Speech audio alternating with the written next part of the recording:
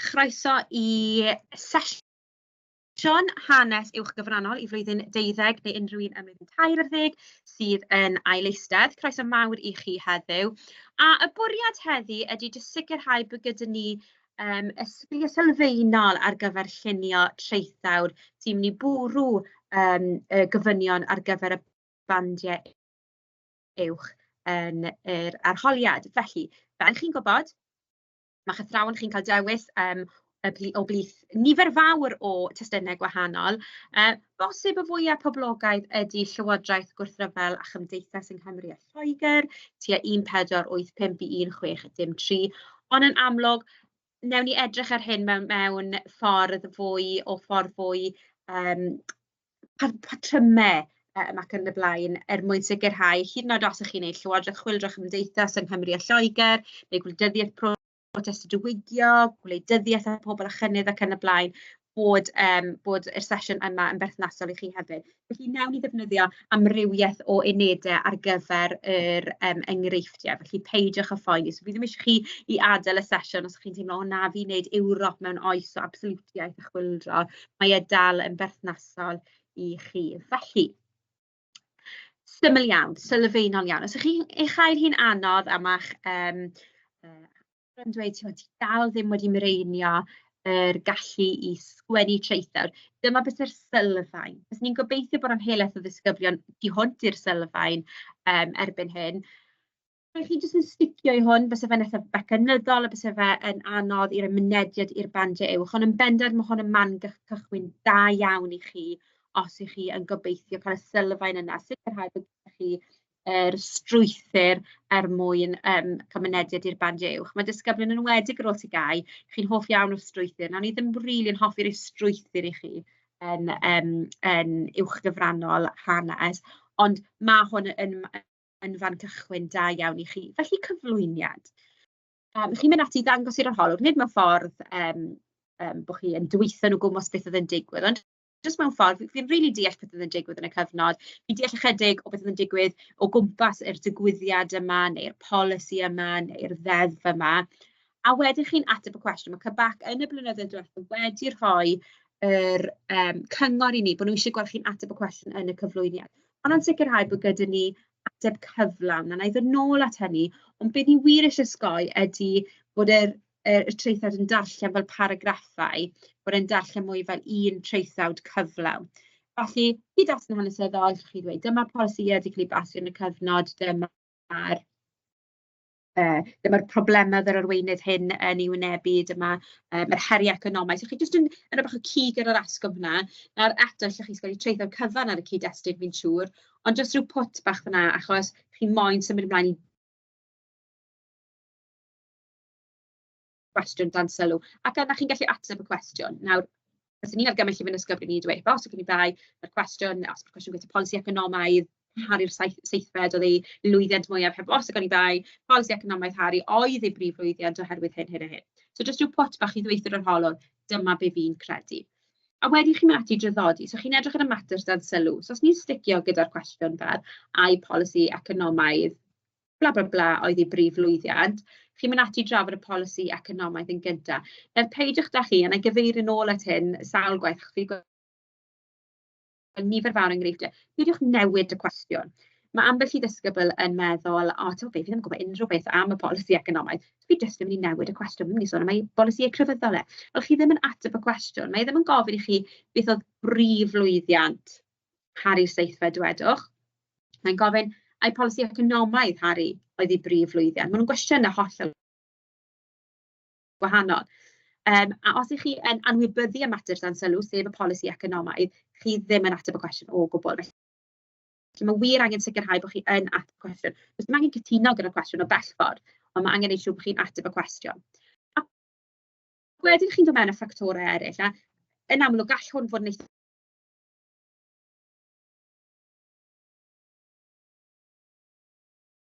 gobeithio bod nhw yn camu ffwrdd o'r strwythyr yna. Chi'n gorfod sôn am ffactorau eraill. Dyma'r cyfle I sôn am ei polisïau masnach neu polisïau tramor neu os ni'n sôn am Harry'r seithfed, y ffordd nath delio gyda'r bonedd ac yn y blaen. Chi'n dod mewn ar rheina, ond yn cyd-destun y cysyniad allweddol, ac yn cyd-destun y mater dan sylw. So chi ddim yn sôn amdano nhw fel, fi just yn mynd i sôn am y polisi masnach, fi just yn mynd i sôn am y polisi tramor. Chi'n sôn amdano nhw yn y cyd-destun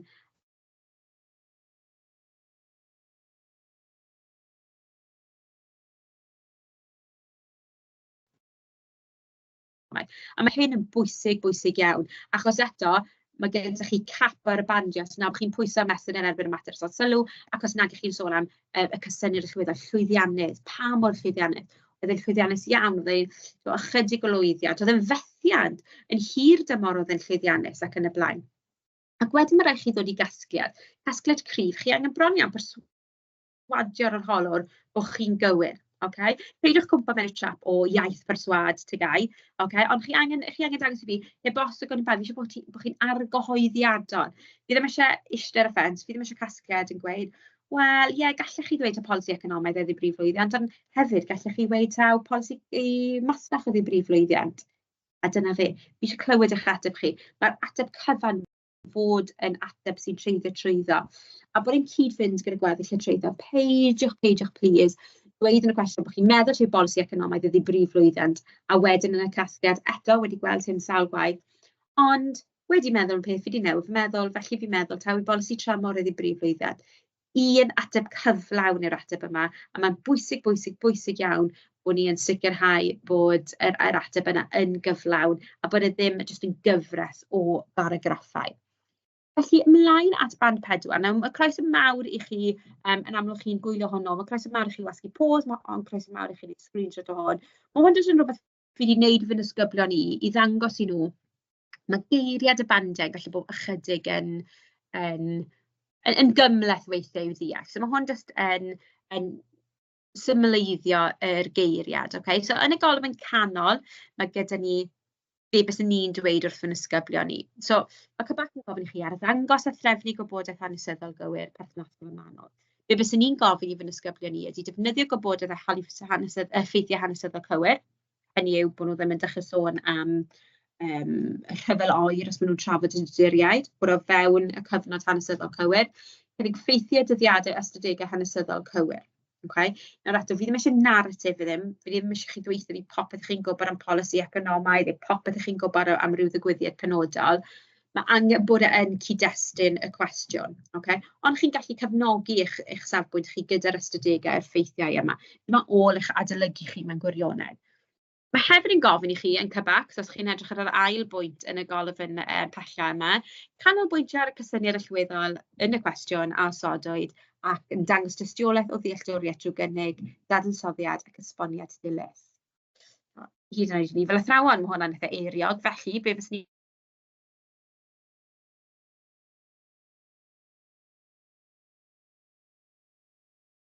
gofyn i chi wneud ydy trafod y diwedd pob paragraff neu yn y cyflwyniad ac yn y casgliad. Mae rhaid bod ni'n gweld y trafod a'r gwerthuso, ond fi ni'n galw fe'n graddio.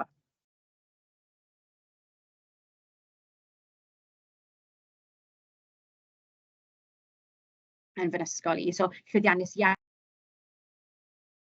ond yr un fath o beth ydy. Okay? Hefyd ystyried goblygiadau o sawl persbectif hir dymor, faint o bobl bys yn cael ei effeithio ac yn y blaen. Ac wedyn ni dod i gasgliad clir iawn sydd wedi cael ei gyfnogi trwy gydol y traethawd. So hynny yw, ddim newid eich meddwl chi hanner ffordd trwy'r cwestiwn. Plethu'r syniad o cysyniad allweddol yn naturiol i bob agwedd o'r traethawd. So dyna, yn enwedig yn band 5, dyna lle ni eisiau tynnu ffwrdd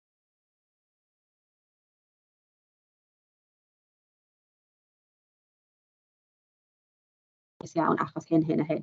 Ni eisiau fe plethu trwy gydol y paragraff a'r traethawd. Arfer da iawn ydy, yn enwedig wrth chi ymarfer eich traethodau, ydy mynd nôl a uwcholeuo cysyniad allweddol a gyraddio'r cysyniad allweddol hynny, a uwcholeuo'r mater dan sylw.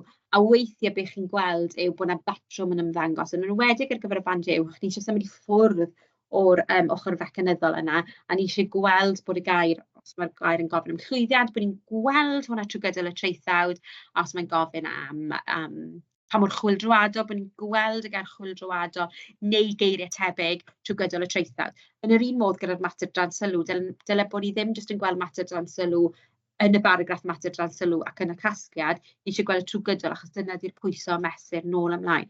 Wel ie, mae'r polisi masnach yn arwyddocaol iawn, ond dwi ddim mor arwyddocaol ar polisi economaidd oherwydd hyn a hyn. So bod chi'n plethu pwyso mesur.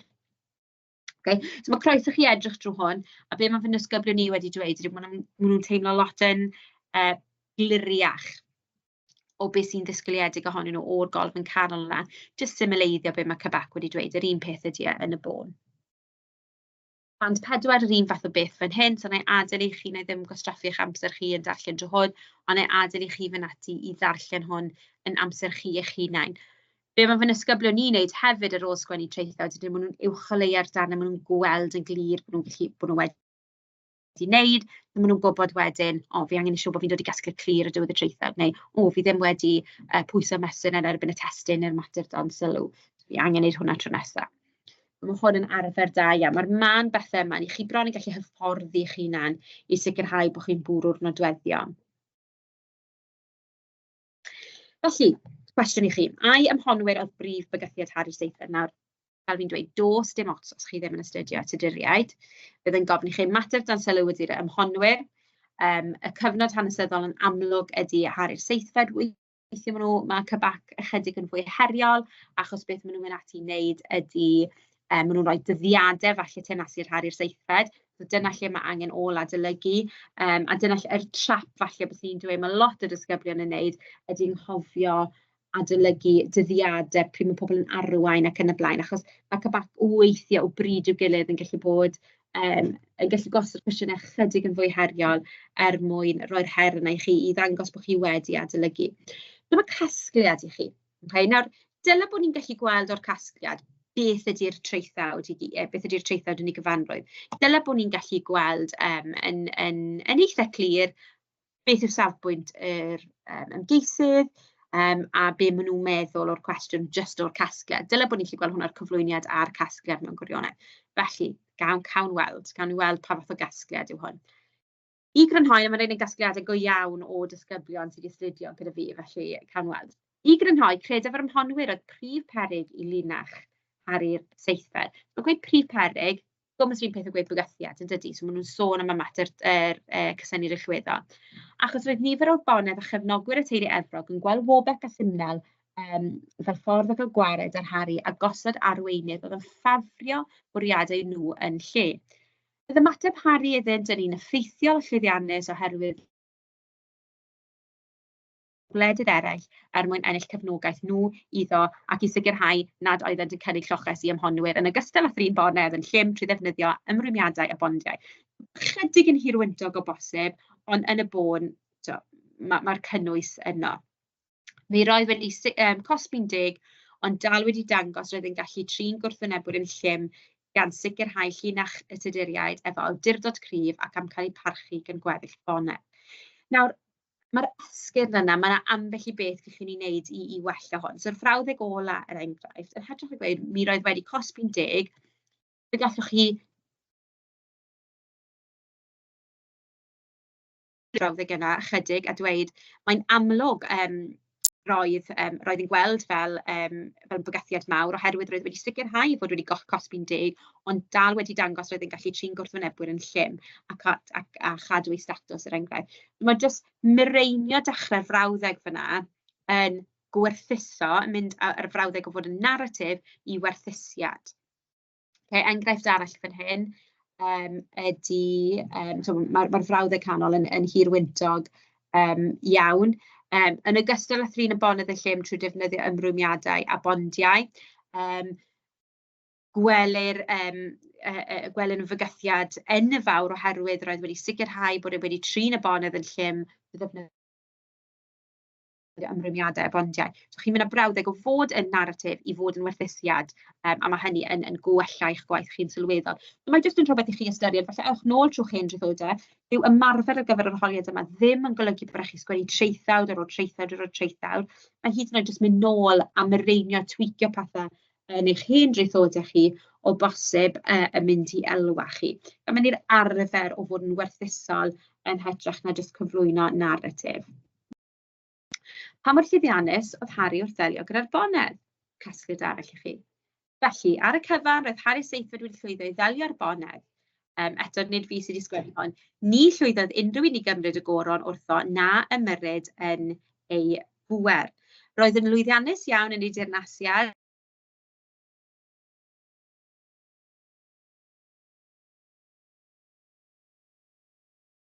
a dim ond pan bu farw ni wrth delio gyda'r bonedd gan ei fod wedi llwyddo i oresgyn dyn peryglus, ond wrth edrych ar nifer o ffyrdd wahanol fe wnaeth ei weithredu i'w reoli. Gellir dadlau nad dyna oedd ei brif llwyddiant, yn amlwg roedd Warbeck wedi bod yn fygythiad mawr iddo. So eto gyda'r frawddeg yma, yn amlwg roedd Warbeck wedi bod yn fygythiad mawr iddo, gallech chi newid hwnna o fod yn narratif i fod yn werthusol, dweud roedd yn amlwg, roedd ei lwyddiant yn amlwg oherwydd roedd Warbeck wedi bod yn fygythiad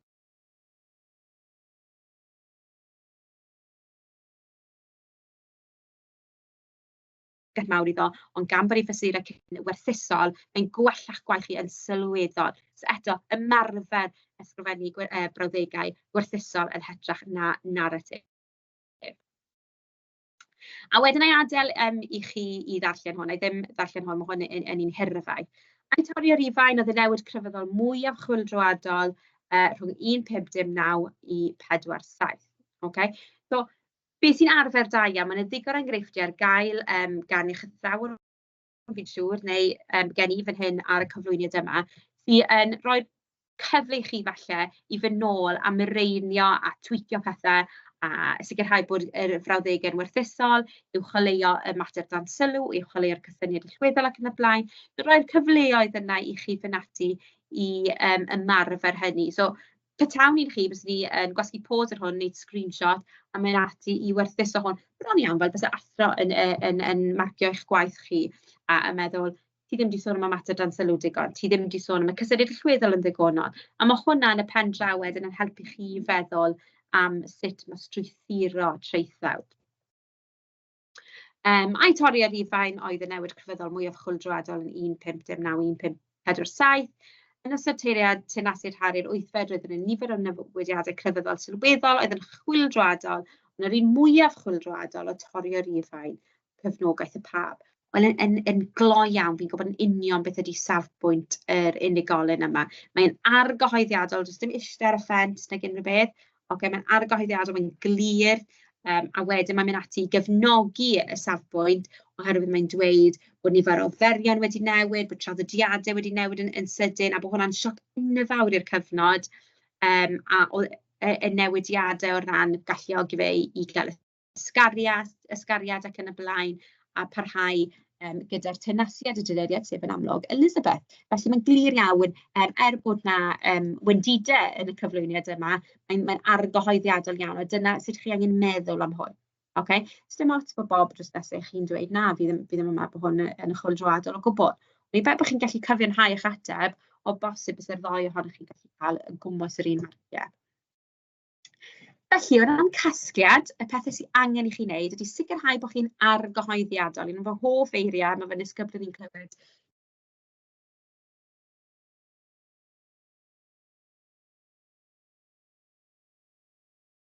Arna i'ch ateb chi. Dwi ddim yn dweud bod eich ateb chi'n gywir o ystyried rhywun arall, ond mae'n dweud fi'n cefnogi ateb i, a dyma pam. Rhaid i chi ddangos eich bod yn credu yn yr hyn a ddywedyn yn y traethawd. Okay? Peidiwch newid eich meddwl hanner ffordd trwy cwestiwn, peidiwch newid y cwestiwn, sticiwch gyda os chi'n meddwl taw y polisi economaidd oedd ei brif lwyddiant, ewch ati i arddangos hynny'n argyhoeddiadol trwy gydol y traethawd. Crynhoi, mae rhaid i chi grynhoi gan gyfeirio at y mater. Hyd yn oed os chi wedi meddwl taw rhywbeth arall oedd ei brif lwyddiant, mae rhaid i chi sôn am y mater dan sylw. Fel nes i drafod ar dechrau'r cyflwyniad hon, nid y cwestiwn oedd beth ydy prif lwyddiant Harry Seithfed, neu beth ydy prif lwyddiant prif weinidog. Mae'n dweud rhywbeth ydy prif lwyddiant, a ydych chi'n cytuno gyda hynny. Felly mae rhaid i chi sôn am y mater dan sylw yn y casgliad, hyd yn oed os chi wedi anghytuno gyda'r cwestiwn. Nawr, cwestiwn fi yn derbyn yn aml iawn wrth y nisgyblion ydy,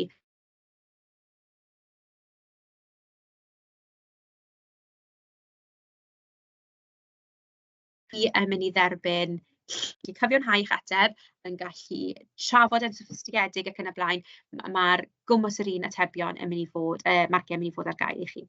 A wedyn fel fi wedi sôn, fi'n gwybod mewn ysgol ni'n clywed trwy'r amser, mae rhaid i chi cyd-fynd gyda'r cyflwyniad.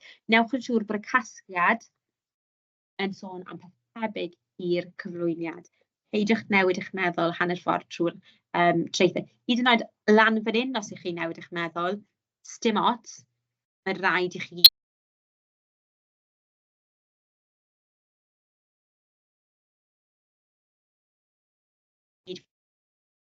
Mae'n fi'n teimlo mae disgyblion yn clicio gyda hynny, mae safon i traethawd nhw yn gwella'n sylweddol.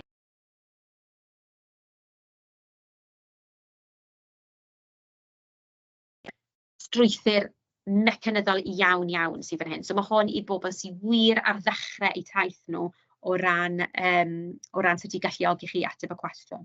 Dyn ni'n annog chi os chi'n hyderus, os chi wedi cael mynediad i'r bandiau uwch yn eich ffug bapurau a'ch ffug aroliadau, peidiwch defnyddio hyn.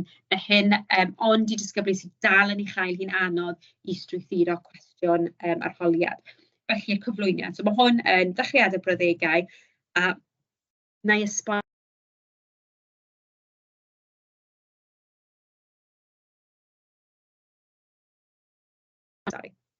chi'n sôn bod wedi cipio'r goron wrth Richard, bod e wedi newid yn delio gyda'r bonedd, bod e wedi newid y polisi economaidd i blaenoriaethu'r peth. Jyst rhywbeth i ddangos i'r arholwr, sy'n angen lot o frawddegau fan hyn, jyst rhywbeth i ddangos i'r arholwr. Fi'n gwybod pwy oedd Harry Sylfaenol, fi'n deall beth oedd y heriau yn gwynebu, fi'n deall ei gyfnod e. A wedyn chi'n mynd ati ateb y cwestiwn, mae'n glir taw, heriau, neu'n cysylltu gyda heriau economaidd, neu polisi economaidd. Polisi economaidd ydy brif lwyddiant oherwydd rhywbeth bach sy'n eisiau mynd ymlaen fan hyn. Fi'n annog fy disgyblion i wneud y cyflwyniad ar wahanol ymateb dan sylw. Mae'n helpu nhw strwythuro bod nhw wedi sôn am y ddwy beth, ond o bosib bod eich athrawon chi wedi annog chi i wneud y cyflwyniad gyda'r ymateb dan sylw. Mae hynny'n gwneud synnwyr, ond falle bys ni'n dadlau falle ddim cweit mor soffistigedig a rhoi nhw ar wahân. Reit, yr ymateb dan sylw, so'r polisi economaidd neu'r heriau economaidd. Welwyd llawer o heriau economaidd, chi'n rhoi bach o cyd-destun, llwyddodd Harry'r seithfed bach o cyd-destun. Roedd hyn yn llwyddiannus iawn oherwydd, so syth ben chi wedi sôn am y cysyniad allweddol. Roedd hyn yn llwyddiannus iawn oherwydd, a chi'n esbonio pam oedd yn lwyddiant. Roedd hyn hefyd yn llwyddiant yn hir dymor, so chi yn meddwl am y goblygiadau i wahanol grwpiau o bobl oherwydd. Grêt, chi sôn am ymateb dan sylw. Ac wedyn mae'n rhaid chi gyflwyno ffactor arall, so polisia tramor. Wel, llawer o heriau o ran y gwledydd tramor oherwydd, allwch chi sôn am bwrgwyn, allwch chi sôn am Iwerddon, allwch chi sôn am Fostach, be bynnag chi eisiau fan hyn. A wedyn ni sicrhau bod ni yn sôn am y cysyniad allweddol ac yn pwyso mesur yn erbyn ymateb dan sylw. Roedd gallu Harry Sylfaenol i ddelio hyn yn fwy llwyddiannus neu'n llai llwyddiannus. Nawr, mae hyn yn fecanyddol iawn, ond dyma sut ych chi'n pwyso mesur yn erbyn ymateb dan sylw. Yn amlwg, llwch chi ddefnyddio, fi'n siŵr eich iaith chi lot yn fwy soffistigedig na hyn. Fe gallwch chi ddefnyddio unrhyw ffordd o wneud hyn, ond yn y bôn dyma beth chi'n dweud. Roedd gallu Harry Sylfaenol i ddelio hyn yn fwy llwyddiannus neu'n llai llwyddiannus ar polisi economaidd oherwydd.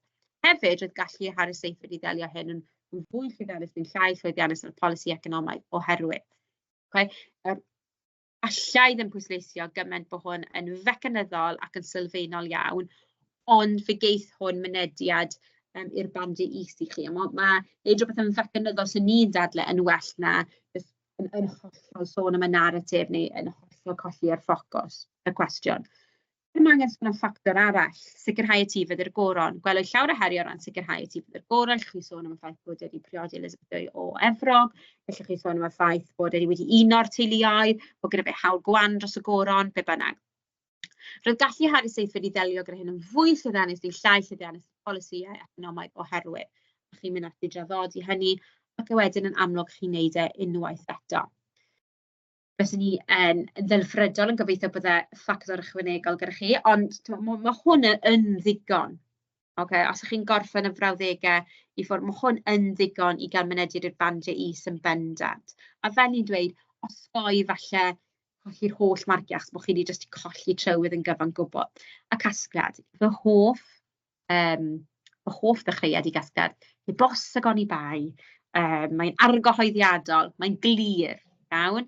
Eto, yn argyhoeddiadau, heb os y i bai, polisi economaidd hardd ei brif lwyddiant oherwydd mae'n glir bod hyn wedi effeithio ac yn y blaen. So mae'n siarad gyda chi yn wych, yn hollol wych, ac yn crynhoi beth ych chi wedi trafod yn y traethawd.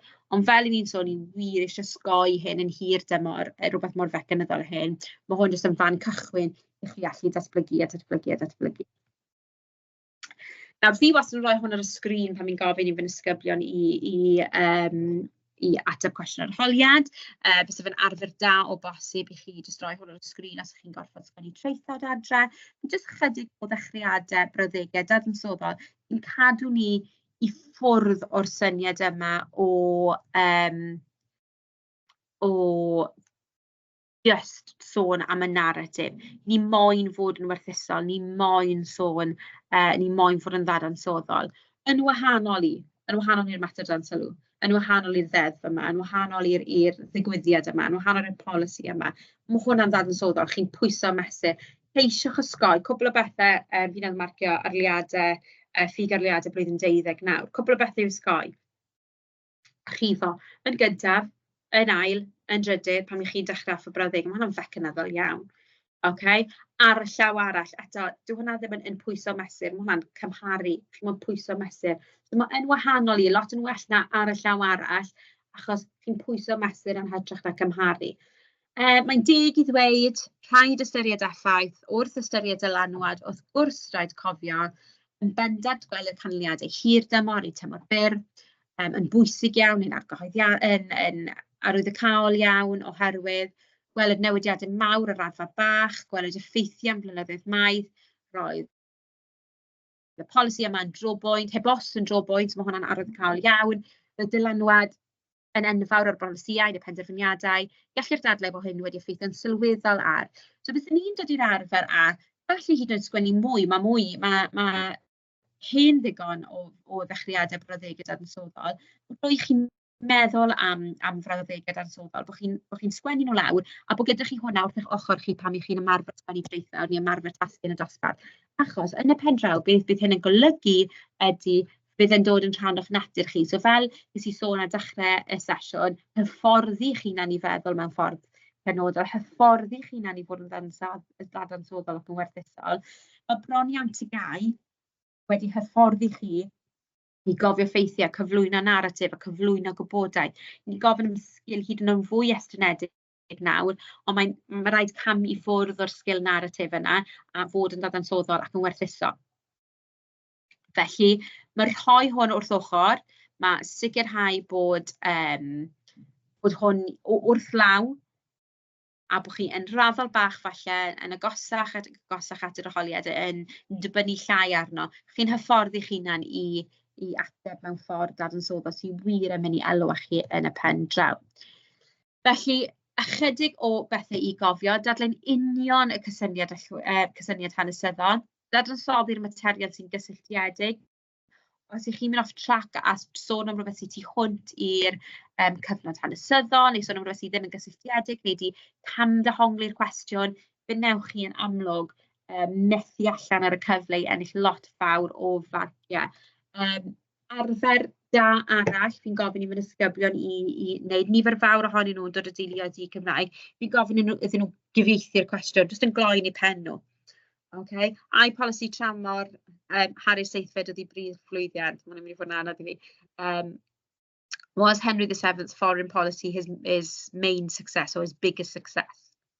Ac yn gyflym iawn, achos ni mor lwcus, ni'n ddwyieithol, chi'n deall y cwestiwn yn ddyfnach, jyst yn flicio nôl ymlaen trwy y ieithoedd, a mae hwnna jyst yn cymryd eiliadau i chi. Fes ni'n annog chi yn fawr iawn i gynllunio eich traethawd, jyst pwt ar cornel y papur arholiad. Okay? Unwaith eto, mae hwnna jyst yn mynd i alluogi chi edrych ar yr ateb fel ateb cyflawn yn hytrach na cyfres o baragraffau. Okay? Yn aml iawn, y disgyblion sydd ddim gyda'r scribbles yma ar eu papur arholiad nhw, yw rhai sydd wedi mynd ar ryw ffocws gwahanol o colli trywydd eu ateb nhw. Ymdrin â'r cyfnod gosod, so dyna pan mae adolygu o'r ymdyddiadau mor bwysig. Weithiau mae Cymraeg yn gallu bod yn yn heriol i'r gair a rhoi dyddiadau yn hytrach na cyfnod sy'n nhw'n neis i chi, falle bod nhw'n dweud ystod cyfnod heriol seithfed neu yn ystod cyfnod Llywodraeth Llafur neu yn ystod blynyddoedd yr ail rhyfel byd, a chi'n gwybod yn union beth ydy nhw.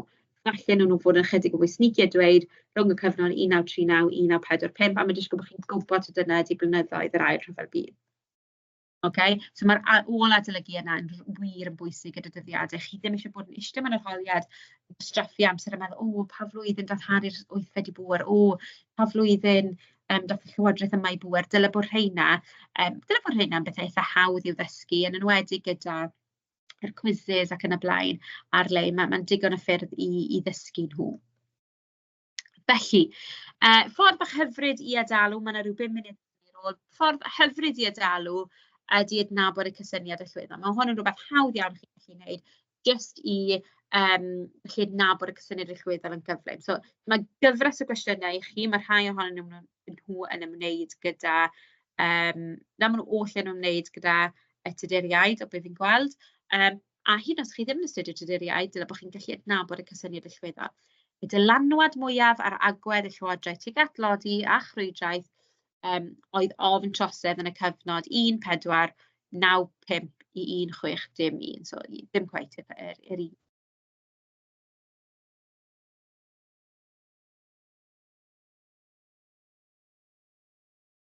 Os bod chi'n astudio rhywbeth hollol gwahanol, dyle bod chi'n gallu adnabod y dylanwad mwyaf, a dyna ydy'r peth chi'n goffa trafod trwy gydol yr traethawd. Ddim yn gofyn i chi beth oedd y dylanwad mwyaf, mae'n gofyn i chi, mae'n dweud ofn trosedd oedd y dylanwad mwyaf, a dyna beth chi angen trafod trwy gydol eich traethawd chi.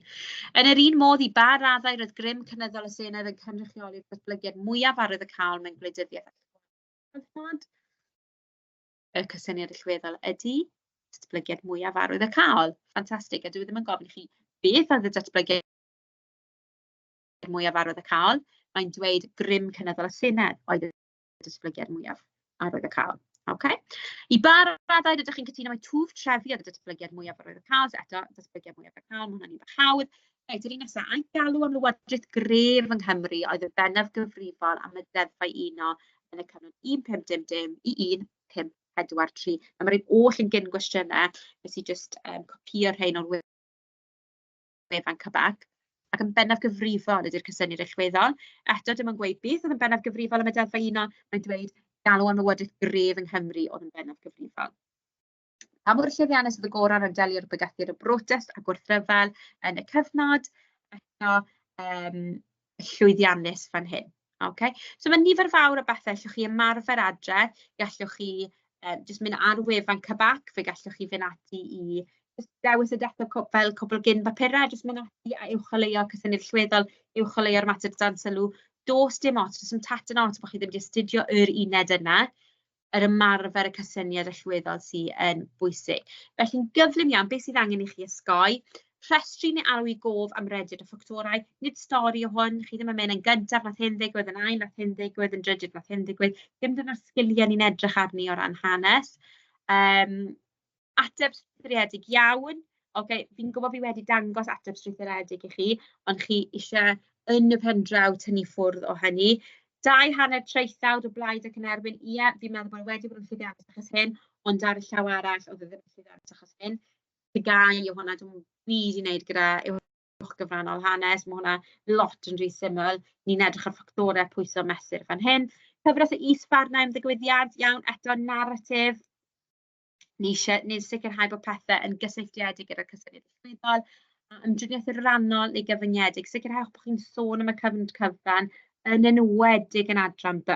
Mae hynny mor bwysig bod chi'n sôn am y cyfnod cyfan mwyn sicrhau bod gyda chi mynediad i'r bandiau uwch. Na i roi hwn i chi, jyst am eiliad, gwasgwch pause a screenshot os ych chi eisiau. Jyst cwbl o enghreifftiau fan hyn i chi ddefnyddio. Bydd y cyflwyniad yma'n cael ei rannu gyda chi hefyd, felly peidiwch o phoeni. Gwers nesaf byddwn ni'n symud ymlaen i edrych fwy ar sut i mireinio'r ysgiliau yna. Mae gyda chi y sylfaen nawr sut i ysgrifennu traethawd. So yn y sesiwn nesaf, mwyn gwella chi, galluogi chi i dyfu i fyny yn y bandiau. Felly diolch yn fawr iawn am ymuno, a na i weld chi yn y sesiwn nesaf. Diolch yn fawr.